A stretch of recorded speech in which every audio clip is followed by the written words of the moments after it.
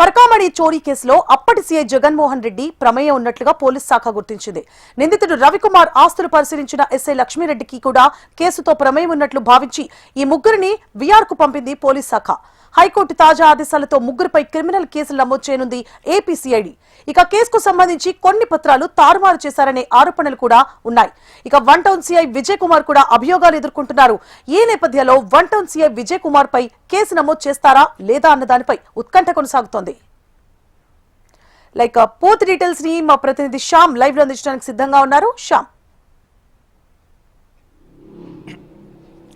Good evening సువర్ణ. ఈరోజు చూసుకుంటే తిరుమల తిరుపతి దేవస్థానం పరకామణి కేసుకు సంబంధించి ఈరోజు హైకోర్టు కొన్ని కీలకమైన వ్యాఖ్యలు చేసింది. ఈ కేసు ప్రమేయంలో సంబంధించి కూడా ఎవరైతే పోలీసు సంబంధించిన డిపార్ట్మెంట్కి సంబంధించిన అధికారులు ఉన్నారో వాళ్ళ ప్రమేయం ఉన్నట్లు ఇప్పటికే పోలీస్ శాఖ అయితే గుర్తించి వాళ్ళని విఆర్కి అయితే పంపించింది. అయితే వాళ్ళపైన ఎందుకు క్రిమినల్ కేసు నమోదు చేయలేదంటూ కూడా ఈరోజు హైకోర్టు ప్రశ్నించింది. దీనికి సంబంధించి తక్షణమే వాళ్ళపైన క్రిమినల్ కేసులు నమోదు చేయాలంటూ కూడా సిఐడిని హైకోర్టు ఆదేశించింది. ఇది చూసుకున్నట్లయితే తిరుపతి దేవస్థానం పరకామణి కేసు చూసుకున్నట్లయితే ఏదైతే భక్తుల స్వామివారికి సమర్పిస్తారో వాటి అన్నిటిని కూడా లెక్కించేందుకు ఈ పరకామణి అనేది ఉంటుంది. ఇది చూసుకున్నట్లయితే 2021-22 సమయంలో చూసుకున్నట్లయితే రవికుమార్ అనే ఒక భక్తుడు చూసుకున్నట్లయితే ఈ పరకామణి డబ్బులు స్వామివారి సేవ చేసేందుకు పరకామణిలోకి వెళ్ళాడు. అయితే ఆ సమయంలో చూసుకున్నట్లయితే దాదాపు $900 అంటే మన ఇండియన్ కరెన్సీలో దాదాపు 72,000 రూపాయలను అప్పట్లో ఆయన చోరీ అయితే చేశాడు. అయితే ఆ తదుపరి చూసుకున్నట్లయితే కొద్ది కాలానికి దీనికి సంబంధించి కూడా తను ప్రాయశ్చిత్తం అంటూ కూడా తాను తెలియక ఈ దొంగతనం చేశాను, దీనికి సంబంధించి తన ఆస్తిలో చూసుకుంటే 90% ఆస్తులు కూడా దేవస్థానానికి టీటీడీకి రాసి ఇచ్చారు. అయితే దాదాపు చూసుకున్నట్లయితే దాదాపు 15 కోట్ల రూపాయల మేర ఆస్తులన్నిటి కూడా టీటీడీకి రవికుమార్ అనే వ్యక్తి రాసి ఇచ్చాడు.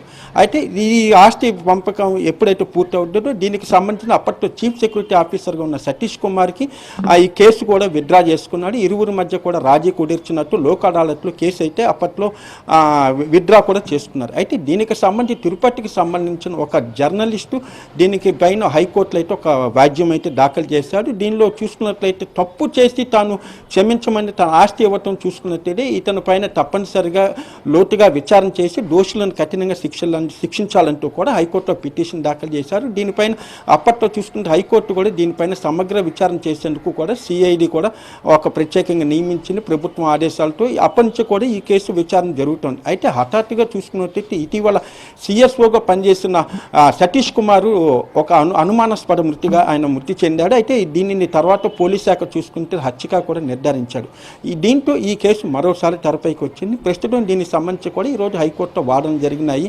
అప్పటి సంబంధించి కూడా అప్పుడు తిరుపతికి సంబంధించి ఆ పరకామణి కేసుకు సంబంధించి సిఐలుగా ఉన్న జగన్మోహన్ రెడ్డి, లక్ష్మీనారాయణతో పాటు సిఐ ఏదైతే ఎస్ఐ లక్ష్మారెడ్డి అనేది ఉన్నాడు. ఈ లక్ష్మారెడ్డి చూసుకున్నట్లయితే కనుక ఈ రవికుమార్ ఆస్తులు ఎంత ఉన్నాయి దానికి సంబంధించి కూడా అతను మొత్తం డీటెయిల్స్ అయితే సేకరించారు.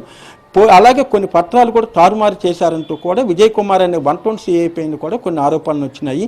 ఈ నేపథ్యంలో ముగ్గురు పైన ఇప్పటికే వాళ్ళ ముగ్గురిని కూడా విఆర్కి పంపించారు. అయితే విజయ్ కుమార్ పైన ఇప్పటి వరకు ఎటువంటి చర్యలు తీసుకోలేదు.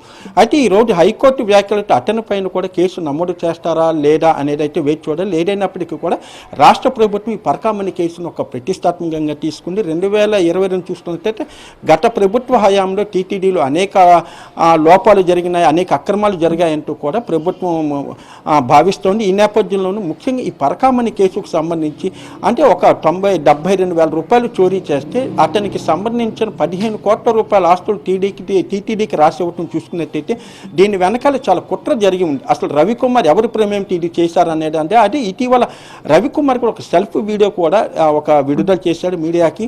తాను ఎవరి ప్రోద్బలంతో కూడా ఇది చేయలేదు, తన వ్యక్తిగతంగా తాను కుటుంబం తప్పు చేశానని భావించి తన కుటుంబానికి సంబంధించిన మొత్తం ఆస్తుల్లో 90% టీటీడీకి రాసి ఇచ్చాను, దీనిపైన అనవసర ప్రాధాన్యత చేయొద్దు, దీంట్లో ఎటువంటి రాజకీయ నాయకుల ప్రమేయం కూడా లేదంటూ కూడా రవికుమార్ ఒక సెల్ఫీ వీడియో విడుదల చేశాడు. అయితే తప్పనిసరిగా దీని వెనకాల అప్పటి ప్రభుత్వ నాయకులు, ముఖ్య నాయకులు ఉన్నారంటూ కూడా ప్రస్తుతం ప్రభుత్వం భావిస్తూ ఉంది. మరోవైపు సిఐడి కానీ అలాగే దీనిపైన ఏదైతే హైకోర్టు నియమించిందో ఆ సిఐడి కూడా ప్రస్తుతం ఈ కేసు చాలా కీలక దశలో ఉందంటూ కూడా భావిస్తున్నారు. అయితే సిఎస్ఓ సతీష్ ఎప్పుడైతే హత్యకు గురయ్యాడో తప్పనిసరిగా అప్పటి నిందితులే ఇది హత్యకు ప్రేరేపించారనేది కూడా సిఐడి భావిస్తోంది. ఈ నేపథ్యంలోనే ఈ రోజు హైకోర్టు చేసిన వ్యాఖ్యలతో చూస్తుంటే పోలీసు అధికారుల మీద క్రిమినల్ కేసులు అయితే నమోదు చేసే అవకాశం ఉంది. సో శ్యామ్, అంటే ఈ ఉదంతం మొత్తం ఖచ్చితంగా అంటే సరైన దర్యాప్తు చేస్తే ఖచ్చితంగా టీటీడీలో జరిగిన ఎన్నో అక్రమాలు బయటకు వస్తాయని ప్రభుత్వం భావిస్తోంది. దానికి తగ్గట్లుగానే పరకామణి కేసులో ఉన్న ఇదివరకు అంటే జరిగిన అంటే సూసైడ్ అనుకున్నాం, తర్వాత హత్య అని చెప్పి నిర్ధారించారు పోలీసులు. ఆ దిశగా ఏమన్నా చర్యలు తీసుకునే అవకాశాలు ఉంటే ఖచ్చితంగా ఇప్పుడు వీళ్ళ ముగ్గురు మీద కేసులు నమోదయ్యే అవకాశాలు ఎంతవరకు ఉంటాయి?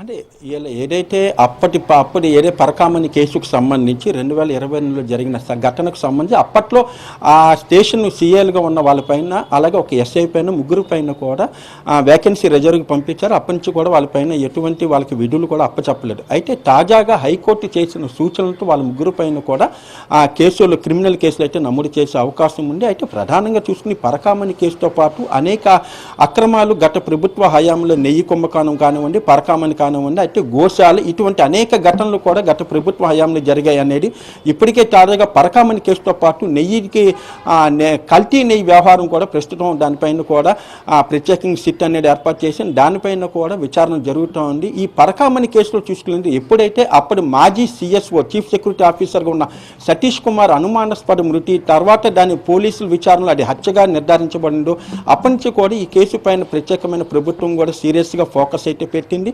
అసలు ఈ సతీష్ కుమార్ హత్య వెనుక ఎవరున్నారు, అలాగే రవికుమారు 72,000 రూపాయలు దొంగిలించి 15 కోట్ల రూపాయలు తిరిగి టీటీడీకి చెల్లించడం వల్ల ఎవరున్నారు అనేది దానిపైన ప్రత్యేకంగా దృష్టి సారించారు. ప్రధానంగా చూసుకున్నట్టయితే దీనికి సంబంధించి కూడా మాజీ ఏదైతే టీటీడీ చైర్మన్గా పనిచేశారు కరుణాకర్ రెడ్డి కానివ్వండి, సుబ్బారెడ్డి, వీళ్ళందరూ కూడా ప్రమేయం ఉన్నట్లు కూడా కొన్ని ఆరోపణలు వస్తున్న నేపథ్యంలో దీనిని ప్రభుత్వం చాలా సీరియస్గా తీసుకుంది. అయితే అప్పటి హయాంలో పనిచేసిన అధికారులందరిపైన కూడా ప్రస్తుతం పూర్తి స్థాయిలో వారి నుంచి కూడా పూర్తిగా సమాచారం రాబడుతున్నారు. Right, thank you for the update Shyam.